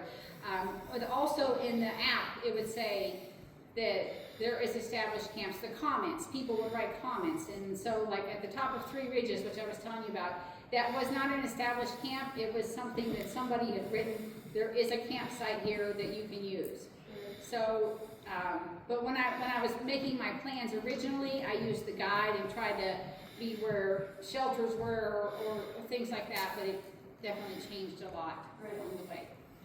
So your pathway was 33 pounds when you started, but when you got rid of a bunch of stuff, how much did you end up having for a pathway? I did not weigh it at the end, but I know it was a lot less. Yeah. Did you ever, I mean, you saw a lot of really, really great people on the trail, but did you ever see any people that weren't so great? I did not have any bad encounters with people, not at all. That's what, that'd be my main fear, I think, especially doing it as a single female. Right, Because some of the nut cases out there, and right. did you do anything to protect yourself against that? As far as carrying like personal protection, I did not carry like legitimate personal protection. I did have a knife that I had in my pocket here. It was a pocket knife. I did have that. I was carrying poles that I would have used if I needed to try to hurt somebody if they tried to hurt me. But the big thing I guess I would say that I did to prevent problems, so I did share on social media, you all know that, but I did not share the day that I was there. I was 2 days behind, and I did that for safety reasons. I did not want to reveal my actual location to people, so the people who did come to help me, like we were in personal contact. They knew exactly where I was going to be and things like that, but I did not want the public to know that because just to prevent problems, because there could be potentially somebody coming to try to do something they shouldn't. So, yeah, I would advise females to not share their locations, just if you're single. Yeah. Yes. Did you ever come across any angry snakes? I did encounter one rattlesnake on the trail. I saw a lot of snakes, but only one rattlesnake, and that one was angry that I was there. But just go around them. I've seen so many of those. I'm not perturbed by them anymore. So, yes. A lot of animals didn't believe that you were there, right? Most of them were fine. There was an angry beaver and there was an angry snake, but everything else I saw was fine. I saw a lot of snails. You saw snails? Yes. That's cool. Yeah, lots of snails. Little baby turkeys, big turkeys, And moose tracks. and moose tracks. I didn't get to see a moose. I was hoping to see a moose. I saw the footprints and poop. They poop a lot. But And the horse flies. How did you charge your phone? so I carry 2 portable battery packs. Most people would only carry 1, but I carry 2 because I did want to be able to share on social media regularly, and that does take a fair amount of battery power. And because I was going to be 7 days between some of my stops in towns, so when I would stop in town, I would recharge those. Yeah. You barely used it. What? You barely used it during the day, and you Yes. had to turn it off when you didn't have service. Right. To keep the battery. Yeah. Kaylee's like, okay, let's go get some pizza. Alright guys, so in the little room over here, we do have pizza and honey buns and honey buns. So please come and enjoy that and enjoy some fellowship. Thank you so much for coming.